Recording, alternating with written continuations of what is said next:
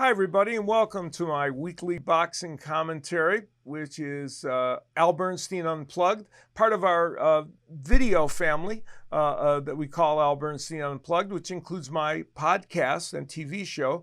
And if you want to click on the logo below, you can see the podcasts, which include top named guests in the sport of boxing.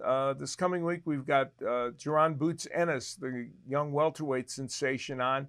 So when you're done with this, you can avail yourself of those shows as well. Now, in these commentaries, I will skew them heavily toward the action coming up over the weekend. And this weekend in boxing is a fascinating one because heavyweights will be on display on Saturday, May 1st. At the Dignity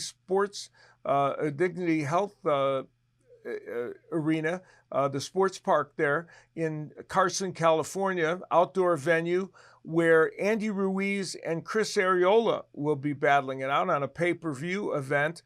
And this is an intriguing fight because Andy Ruiz, of course, who dethroned Anthony Joshua for the heavyweight title, but then in his next time out, lost to Anthony Joshua, and since then fired his trainer and hired Eddie Reynoso, the trainer of Canelo Alvarez, as his lead man in the corner, a 31-year-old who has been dogged, as has his opponent, Chris Arreola, by lack of preparation, poor training habits, and not being in tip-top condition. Everyone knows Andy Ruiz knows how to fight and demonstrated that to some great degree when he beat Anthony Joshua and in other important heavyweight fights.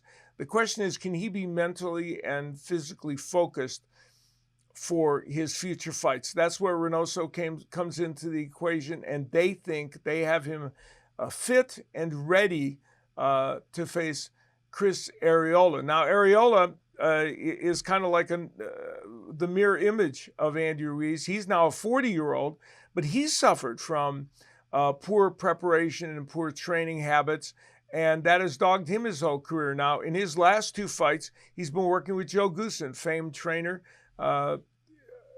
who has worked with so many great champions in the past. And Joe believes they've gotten very far in terms of him feeling better, looking better, and having better conditioning. And they also feel like they've shored up a little of the defensive issues that Chris Arreola has. This fight is certainly a do or die for Arreola. You know, he's involved in shootouts all the time. This fight has the look of a shootout to me. I think Andy Ruiz and Chris Arreola, I believe it's a fight that goes 5, 6, 7 rounds, maybe 8. Somebody goes down, and I think it's going to be a shootout and a war at a venue that has had many of those, formerly known as the Home Depot Center, and had a couple other names as well. That place has been the site of great fights, and I think this one could be one of them. It's going to be a complete war. Now, heavyweights will also be featured across the pond in Great Britain, where Derek Chisora, much like Chris Arreola, may be on his last legs and last chance as a heavyweight, taking on Joseph Parker, a man who fought Andy Ruiz, interestingly. And, you know, these are two heavyweights looking for an important win to keep their names in the picture as top heavyweights. And Parker's probably the favorite in this fight. It's his fight to lose in a way, I think. But Chisora has had some good and exciting performances in recent fights. So some may be optimistic about his chances. This, too, is a fight that could be a war. So we may be in the era where this rejuvenated heavyweight division provides us with some great fights. Also this weekend, on the women's side, Tasha Jones taking on Katie Taylor. And that is part of that night of boxing with Chisora and Joseph Parker. This is a wonderful matchup. And women's boxing has been making wonderful matchups in the last year or two. Tasha Jones and and Katie Taylor fought in the Olympics in 2012. Taylor won a decision en route to her winning the competition at the Olympics. Tasha Jones is 9-1-1 as a pro. She's now 36 years of age, but it comes in here off a split decision draw with Terry Harper, in a terrific fight that they had.